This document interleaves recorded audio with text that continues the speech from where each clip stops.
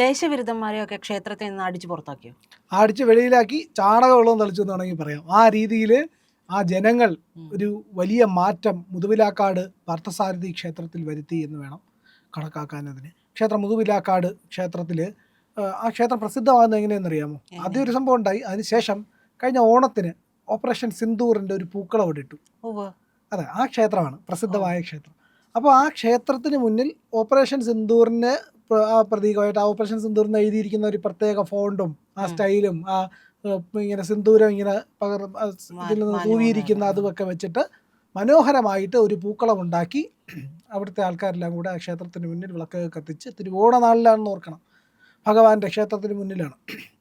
അപ്പോൾ എന്താ ചെയ്തത്, അവിടുത്തെ അത് ഇട്ടപ്പോഴത്തേക്കും വലിയ പ്രശ്നമായി എന്നുള്ളതാണ്. ഇത് പാകിസ്ഥാനിലാണ് ഇട്ടെങ്കിൽ പ്രശ്നം ഉണ്ടാക്കിയാൽ മനസ്സിലാവും നമുക്ക്.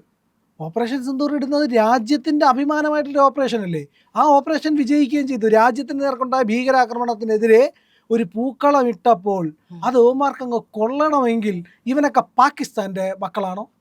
പാകിസ്ഥാൻ ഉണ്ടായ മക്കളാണ് ഈ പറയുന്ന ഓപ്പറേഷൻ സിന്ദൂർ ഇവിടെ ഇട്ടാൽ പ്രശ്നം വന്നത്. അല്ലാതെ ആർക്കാണ്? ഭീകരന്മാർക്ക്. പിന്നെ ഈ പറയുന്ന ജെയ്ഷെ മുഹമ്മദിൻ്റെ ആൾക്കാർക്ക് പ്രശ്നം ഉണ്ടാവും.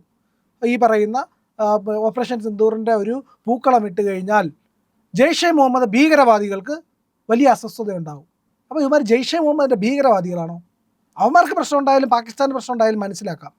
പക്ഷേ കേരളത്തിൽ, ഇന്ത്യക്കകത്ത് കേരളത്തിലുള്ള ഒരു ക്ഷേത്രം, അത് ഭഗവാന്റെ പാർത്ഥസാരഥിയുടെ ക്ഷേത്രത്തിന് മുന്നിൽ അത് യുദ്ധത്തിൻ്റെ വിജയം. പാർത്ഥസാരഥിയാണ് അത്. കൃഷ്ണൻ എവിടെയാണ് പാർത്ഥസാരഥിയാവുന്നത്? മഹാഭാരത യുദ്ധഭൂമിയിലാണ്.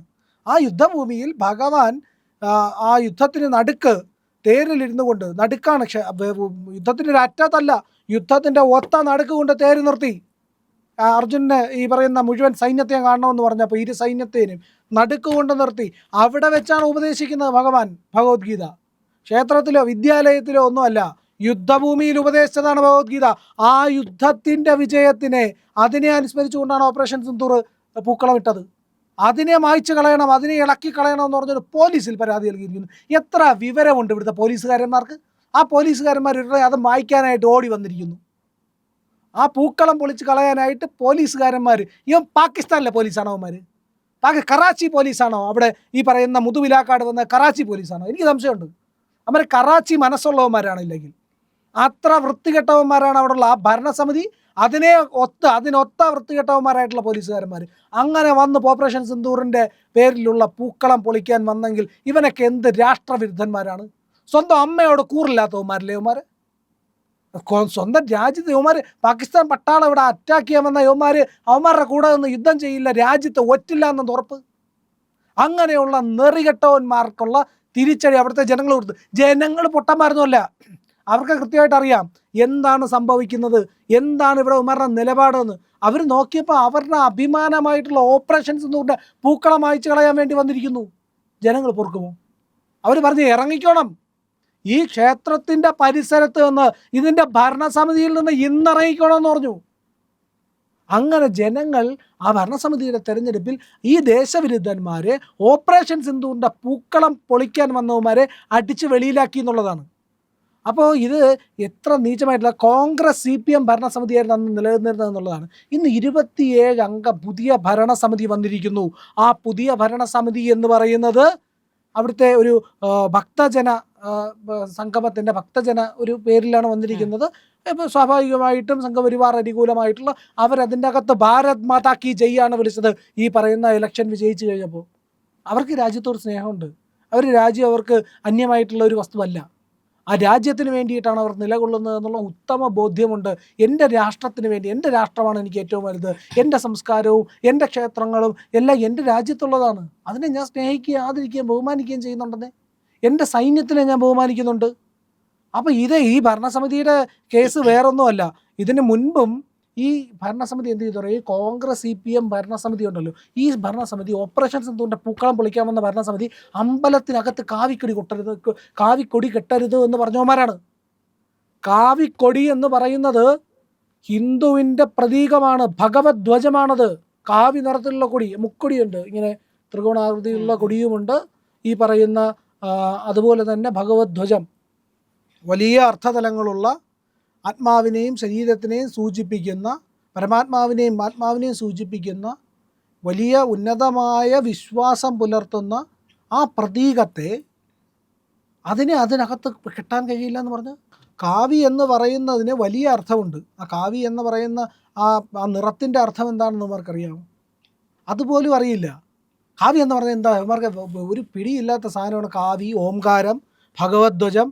ഇതിൻ്റെയൊക്കെ അർത്ഥം ഇവർക്ക് അറിയില്ല. ഈ കമ്മികൾക്കും ഈ പറയുന്ന കൊങ്ങികൾക്കും ഒന്നും ഈ പറയുന്ന ഇതിൻ്റെ ഒന്നും അർത്ഥം അറിയില്ല. അത് എന്ത് പാരമ്പര്യമാണ്, അത് സനാതനമായ മൂല്യങ്ങളെ ഉയർത്തിപ്പിടിക്കുന്ന ചിഹ്നങ്ങളാണ്. സനാതനം എന്ന് പറയുമ്പോഴേക്ക് വിറഞ്ഞു വരുമല്ലോ. അല്ല, സനാതനം പകർച്ചവ്യാധി എന്ന് പറയുന്ന വർഗത്തിൽപ്പെട്ട അബ്ജോദ് വർഗീസിനെ പോലെയൊക്കെയുള്ളവന്മാരുടെ വർഗത്തിൽപ്പെട്ട ഒരു വിഭാഗമാണ് ഈ പറയുന്ന ക്ഷേത്രത്തിലെ ഭരണസമിതിയിൽ മുമ്പുണ്ടായിരുന്നത് എന്നുള്ളതാണ്. അവരെന്താ അബ്ജോദ് വർഗീസിനെ സനാതന ധർമ്മം എന്ന് പറഞ്ഞു കഴിഞ്ഞാൽ ഇറാഡിക്കേറ്റ് ചെയ്യേണ്ട, ഉന്മൂലനം ചെയ്യപ്പെടേണ്ട ഒരു വസ്തുവാണെങ്കിൽ ആ മനസ്ഥിതിയാണ് ജയ്ഷെ മുഹമ്മദിനുള്ളത്. സനാതന ധർമ്മത്തെ ഇല്ലാതാക്കുക എന്ന് പറയുന്ന ജയ്ഷെ മുഹമ്മദിൻ്റെ മനസ്ഥിതി ഉള്ളവന്മാരാണ് ഈ പറയുന്ന ഓപ്പറേഷൻ സിന്ദൂറിൻ്റെ പൂക്കളത്തെ പൊളിക്കാൻ വരുന്നത്, സനാതനധർമ്മം പകർച്ചവ്യാധിയാണെന്ന് പറയുന്നത്. അപ്പോൾ ഇവന്മാരെയൊക്കെ എന്ത് ചെയ്യണമെന്ന് ചോദിച്ചു കഴിഞ്ഞാൽ നല്ല ഉത്തരവുണ്ട് നമ്മുടെ കയ്യിൽ. അത് തൽക്കാലം നമ്മൾ പറയുന്നില്ല. എന്തായാലും ശരി തന്നെ, ഇത്തരത്തിലുള്ളവന്മാരെ എന്ത് ചെയ്യണമെന്നുള്ളതിൻ്റെ ഉദാഹരണം അവിടുത്തെ ജനങ്ങൾ കാണിച്ചിട്ടുണ്ട്. അമ്പലത്തിൽ നിന്ന് അടിച്ച് വെളിയിലാക്കി ഇനി ഇതിൻ്റെ അകത്ത് കയറിപ്പോരുന്നു പറഞ്ഞിട്ട്, ഇനി ഇതിൻ്റെ അകത്ത് കയറിപ്പോരുത്, നിൻ്റെയൊക്കെ ഭരണം മതി, നീയൊക്കെ ദേശവിരുദ്ധന്മാരാണ് എന്നുള്ള കൃത്യമായിട്ടുള്ള ബോധം അവിടുത്തെ ജനങ്ങൾക്കുണ്ടായി എന്നുള്ളതാണ്. അപ്പോൾ പാർത്ഥസാരഥി ഭക്തജന സംഘം എന്ന് പറയുന്ന, ഇല്ലെങ്കിൽ ഭക്തജന കൂട്ടായ്മയുടെ നേതൃത്വത്തിലുള്ള പുതിയ ഭരണസമിതി അവിടെ വരുമ്പോൾ അവർ ഭാരത് മാതാ കി ജയ് വിളിച്ചുകൊണ്ട് ഈ പറയുന്ന ഭഗവാന്റെ നാമത്തെ ചൊല്ലിക്കൊണ്ട് രാഷ്ട്രത്തിന് വേണ്ടിയിട്ട് തങ്ങളുടെ വിശ്വാസത്തിന് വേണ്ടിയിട്ട് ഒപ്പം നിൽക്കുന്നവരാണ്. അല്ലാതെ കണ്ടവന് വേണ്ടിയിട്ട് ഓപ്പറേഷൻ സിന്ദൂറിൻ്റെ പൂക്കളം പൊളിച്ചു കളയാനും രാജ്യവിരുദ്ധ പ്രവർത്തനം നടത്താനും കാവിക്കുടി കെട്ടാൻ പറ്റില്ല എന്ന് പറയാനും തിരുവോണ നാളിൽ പ്രശ്നങ്ങൾ ഉണ്ടാക്കാൻ പോലീസിന് പരാതി കൊടുക്കാനും നടക്കുന്നവരുടെ ഭരണസമിതിയല്ല പുതുതായിട്ട് വന്നിരിക്കുന്നത്. പുതുതായിട്ട് വന്നത് രാഷ്ട്രത്തോട് കൂറുള്ള, സമുദായത്തോട് പ്രതിബദ്ധതയുള്ള ആൾക്കാരുടെ ഒരു കൂട്ടായ്മയാണ്. 27 പേരും ഒരു സംശയവുമില്ലാതെ ജയിച്ചിരിക്കുന്നു എന്നുള്ളതാണ്. മറ്റവന്മാരെ കൂവി ഓട്ടിക്കുന്ന വീഡിയോ ഉണ്ട്. നാട്ടുകാർ കൂവി ഓടിച്ചു. നിനക്കൊക്കെ നാണമില്ലേ?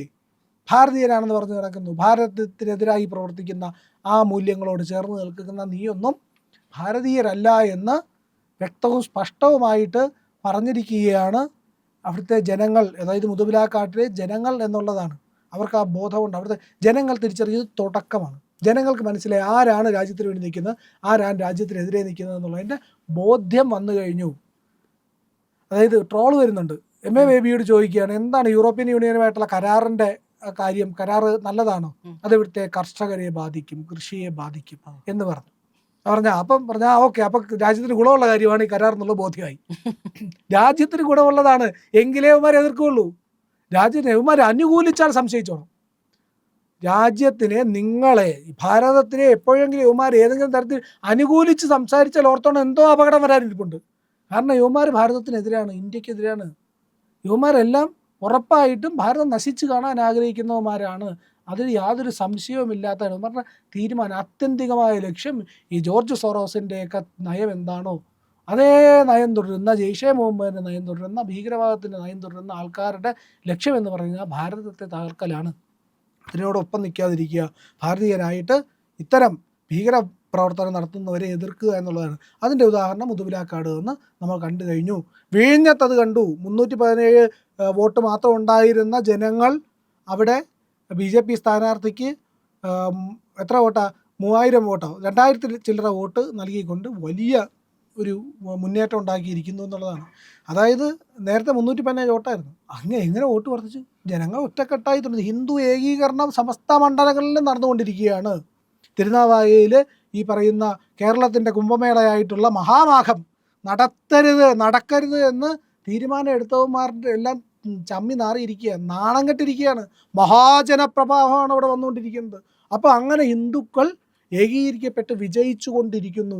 വലിയ മാറ്റമാണ് കേരളത്തിലുണ്ടായത്. അതിൻ്റെ മറ്റൊരു ഉദാഹരണമാണ് മുതുവിലാക്കാട് നമ്മൾ കാണുന്നത്.